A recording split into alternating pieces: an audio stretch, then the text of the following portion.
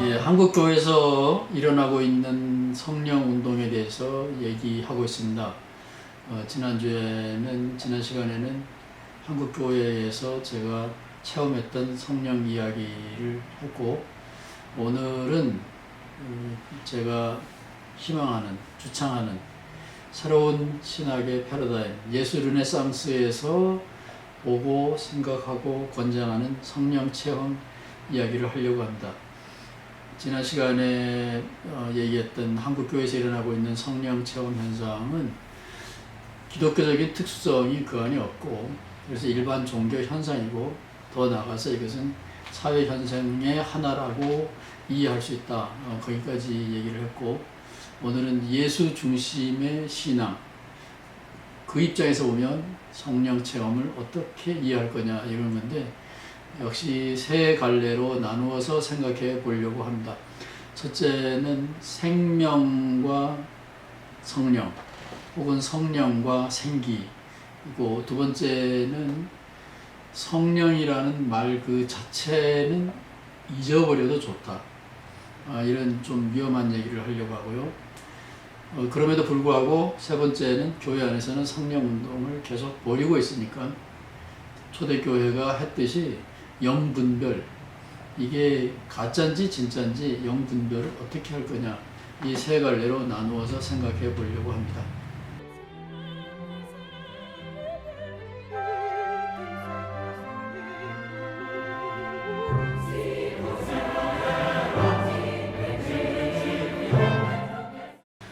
구약과 신약 통틀어서 보면 여기저기에서 신약에만 성령이 나오지만 영, 하나님의 영 등등에 대한 이야기들이 굉장히 자주 등장합니다. 그렇지만 이 시간에 그거를 다 훑어볼 수는 없고, 또 그래야 될 이유도 없고요. 중요한 대목 몇 가지만 지적해 보려고 합니다. 구약성서 창세기에 성령 이해에 대한 굉장히 중요한 대목이 나오는데, 창세기가 사람을 설명할 때 성령이라는 단어는 안 쓰지만 하나님의 호흡이라는 말로 사람을 설명하죠. 여기서는 굉장히 중요한 성령 이해의 실마리를 제공하고 있습니다.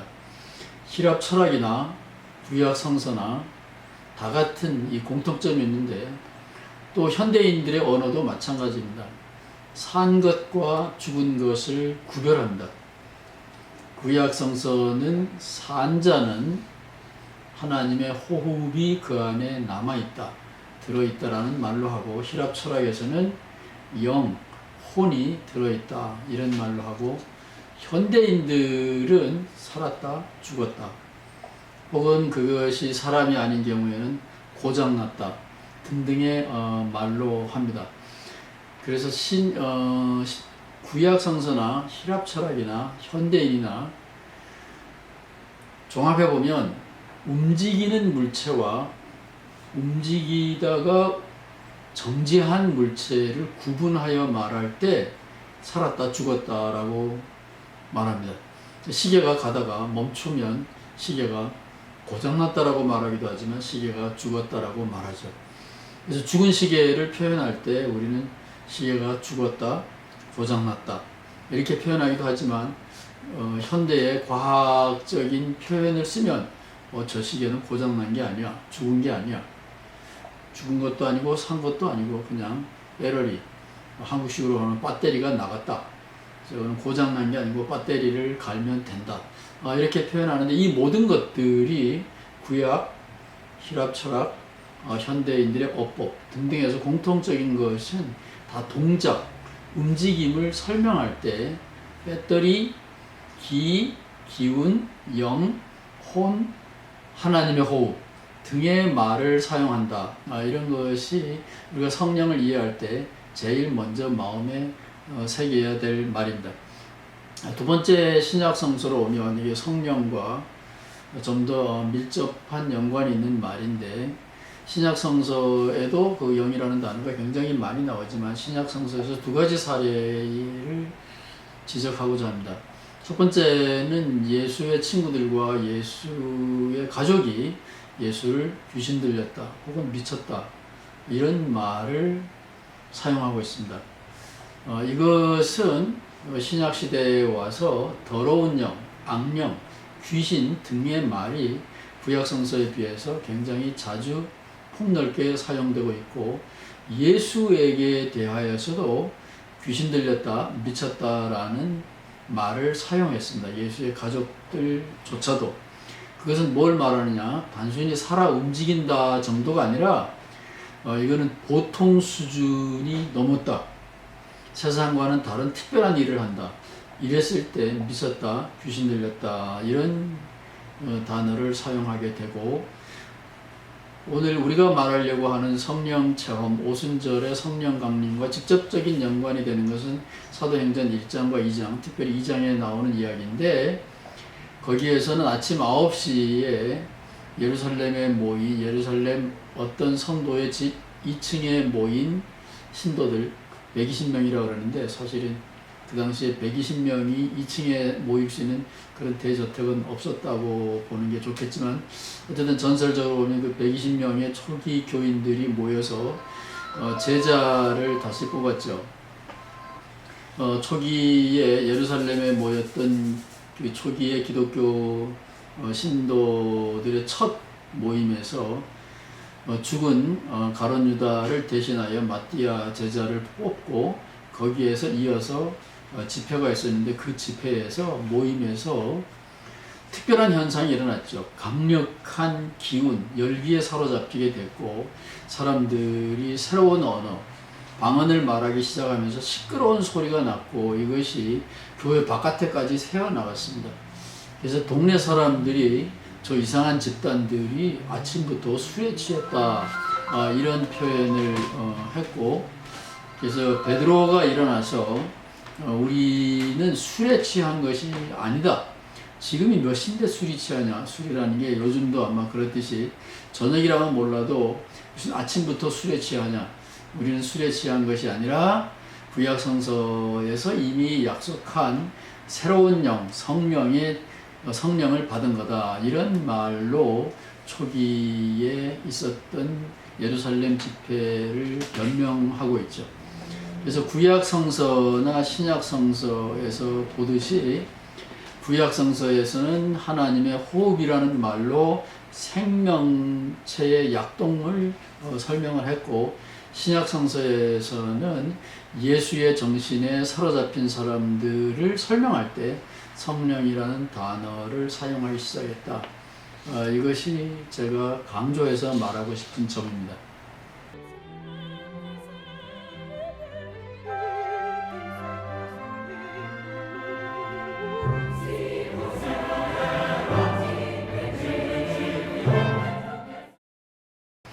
아마 여러분들은 교회나 혹은 기독교 역사책에서 성령이라는 말은 잊어버려도 좋다.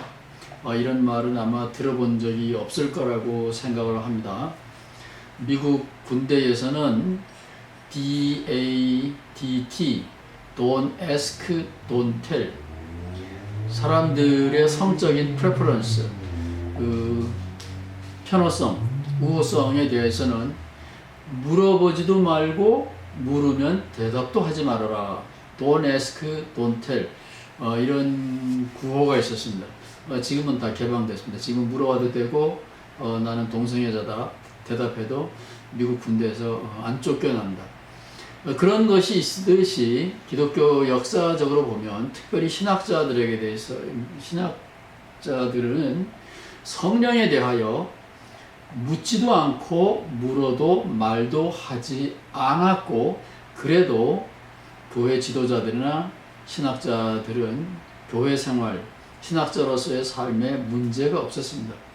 특별히 지난 시간에 말씀드린 것은 기독교 지도자들은 교회가 이미 기득권 세력이 되었기 때문에 성령을 받게 되면 새로운 진리를 말하는데 새로운 진리를 가르쳐 주게 되면 혼란이 오기 때문에 성령에 대해서는 관심 뚝 이런 입장이었고 성령 받았다 그러면 오히려 그것을 억압해왔다. 이런 것을 말씀드렸습니다. 그래서 전통적으로 보면 교회는 사실상 성령이라는 대목에 대하여서는 크게 강조하지도 않고 하나님, 예수, 대속, 교회, 충성, 천국 이런 기독교 중요한 이야기를 해왔고 전혀 문제가 없습니다.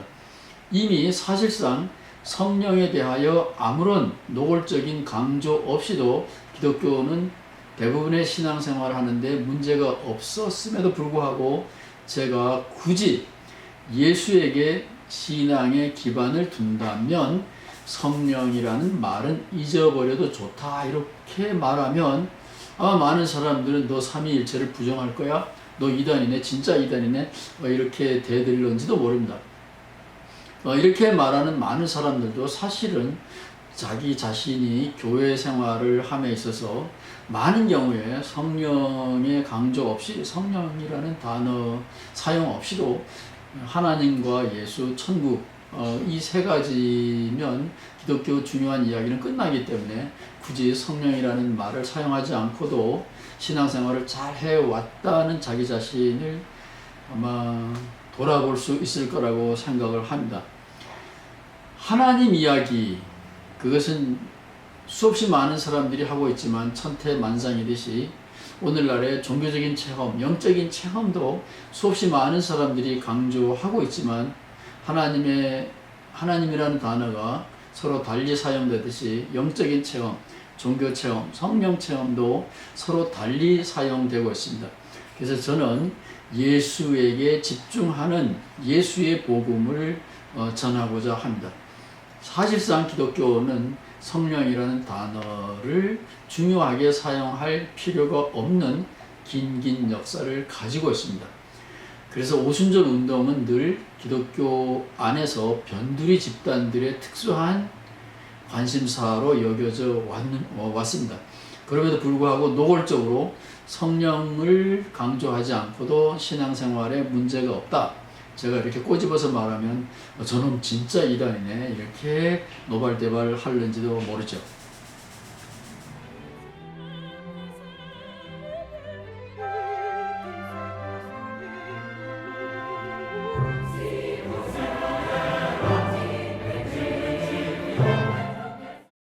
초대교회에 이미 교회 안에서 혼란이 일어났고 영을 분별하라는 문제가 대두됐고 우리가 인용했던 요한일서에 보면 영을 분별할 때 한 가지 잣대만 제시했습니다.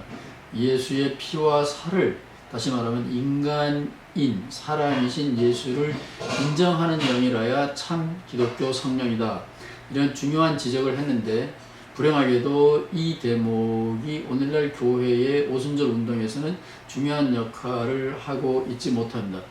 따라서 저는 앞으로 예수 르네상스 운동을 전개하더라도 이 요한일서에 나와 있는 이 정신, 예수의 영, 이 참 성령이다. 이 이야기를 계속 가지고 가려고 하고요.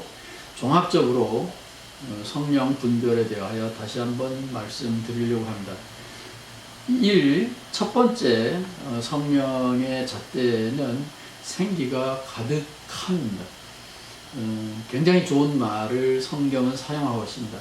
성령을 받아라, 충만히 받아라. 단지 성령을 받아라.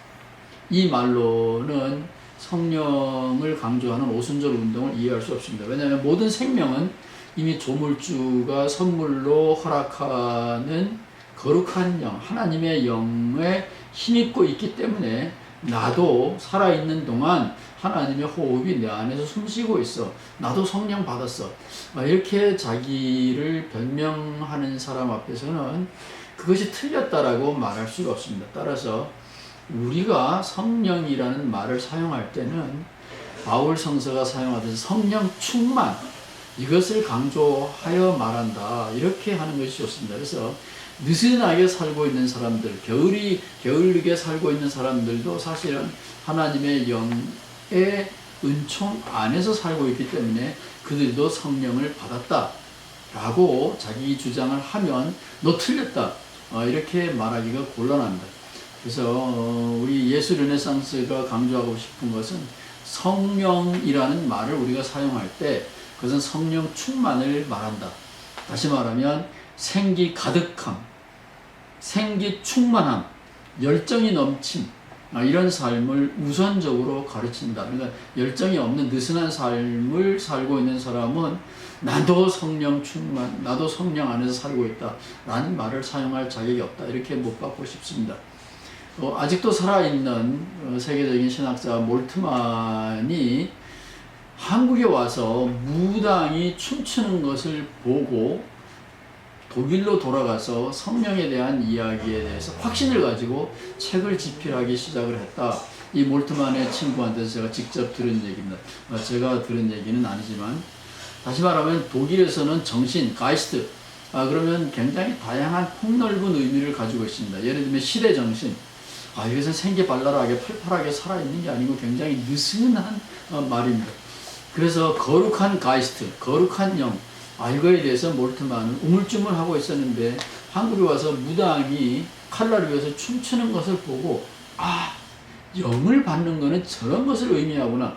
다시 말하면 성령 충만함, 이것을 한국의 무당을 통하여 몰트만이 눈으로 목격하고는 돌아가서 성령에 대해서 굉장히 많은 글을 남겼다라는 실화가 있습니다. 이만큼 우리가 성령이라는 말을 사용할 때는 성령 충만, 생기 발랄함, 열정이 넘침, 이런 것들과 더불어 사용해야지 그냥 모든 생명은 다 하나님의 호흡을 선물로 받은 거다. 이런 막연한 생명 일반 현상과 성령 체험 현상을 동질화시키면 우리가 성령 충만이라는 신약 성서의 말을 사용할 근거를 잃어버립니다. 그래서 첫 번째 잣대는 생기 가득함, 넘침, 충만함입니다. 둘째는 사실은 이게 예수의 정신이라는 말이 의미하는 건데요. 그것은 예수라는 고유명사와 연관되어 있기 때문에 자칫 잘못하면은 편협성, 배타성과 연관이 되기 때문에 제가 이 대목에서 예수라는 고유명사를 감추고 일반 명사, 그래서 양생의 일에 몰두하는 영, 그것을 성령의 두 번째 잣대로 제시하고 싶습니다. 예수의 이름만 들먹거리는 것으로는 곤란합니다. 예수의 이름이 예수의 영은 아닙니다. 예수의 이름이 들어가 있든지 아니었든지 간에 예수님이 꿈꾸었던 비전, 예수님이 꿈꾸었던 예수님의 나라, 그 정신에 사로잡혀야 되고 그 정신을 한 가지로 압축하면 생명을 돌보는 것, 생명을 물 주고 먹을 걸 주고 격려해주고 칭찬해주고 그런 양생의 일을 함에 생기발랄함, 이것이 예수의 영입니다. 이게 예수의 이름을 알든지 모르든지 상관이 없어요. 교회 안에는 예수의 이름을 사용하지만 예수를 모르고, 교회 바깥에서는 예수의 이름은 모르지만 예수의 일을 충분히 하는 영들도 많이 있습니다. 따라서 예수의 이름을 저는 뒤에다가 감추고 싶습니다. 그래서 성령 충만의 두 번째 특징은 양생, 생명을 돌보는 일에 충만한 정신, 기, 이렇게 말하고 싶고, 이제 세 번째 잣대는 성경은 성령을 거룩한 영, 더러운 영이 아니라 거룩한 영이라는 이름, 깨끗한 영이라는 말도 쓰는데, 이런 말을 이런 말 속에 굉장히 중요한 신학적인 의미가 담겨져 있습니다. 오늘날 교회 안에 오순절 운동을 하는 사람들도 가까이 다가가서 보면 중국 사람들이 늘 강조했던 오복, 저는 그 오복의 귀신이라고 말하고 싶은데요. 이 오복의 영에 사로잡혀 있습니다. 출세, 성공, 건강, 재물, 자식을 많이 둠, 이런 것들은 이 세상의 귀신들, 예수를 모르는 귀신들도 능히 자랑하는, 사로잡히고 추구하는 영인데, 이런 영은 거룩한 영은 아닙니다. 마태복음에 나와 있는, 산상수훈에 나와 있는 복은 그런 중국 사람들이 자랑해왔던 오복과는 질적으로 다른 목마른 영입니다. 정의와 평화를 추구하는 영입니다. 매맞을 수도 있는 영입니다. 죽음을 불사하는 영입니다. 장수하는 영이 아닙니다. 따라서 이 세상 그 시대 정신과는 질적으로 다른 것을 추구하는, 그것을 종교적인 낯익은 언어로 말하면 구별되었다 그래서 그걸 거룩하다 그럽니다. 사람들은 거룩하다 그러면 신령한 걸로 생각하는데 그것이 아니고 이 세상의 시대 정신과는 차별성이 있는, 차별화되는 정신, 열정을 말하는 겁니다. 따라서 오늘날 교회 안에서 일어나고 있는 대부분의 오순절 운동은 더러운 운동이라고 저는 감히 이름지어 구별하여 말하고 싶습니다. 예수의 영은 이 세상의 오복의 영과는 전혀 다른 섬김의 영이고 나눔의 영이고 함께 축하하는 열린 영입니다. 정신입니다. 따라서 예수의 정신에 사로잡힌다라는 건 양생의 정신이고 배타적인 오복의 귀신에 사로잡히는 것이 아니라 나눔, 섬김 그런 것 속에서 평화를 맛보는, 그래서 죽음의 세력 앞에서도 자기를 굽히지 않는 그런 영이고 이것은 감히 거룩한 영이라고 말할 수 있습니다. 예수를 알면, 예수의 바탕을 둔 신앙이라면 성령 그 이름은 잊어도 좋다, 이런 말을 남겼기 때문에 많은 사람들이 삼위일체를 부정하려고 하는 꼼수다, 이렇게 걱정하는지도 모르겠습니다. 그래서 다음 시간에는 예수 르네상스가 꿈꾸는, 혹은 초기 교회가 진정으로 말해왔던 삼위일체 신앙에 대해서 함께 시간을 나누고자 합니다. 다시 말하면 다음 시간의 주제는 삼위일체 신앙입니다.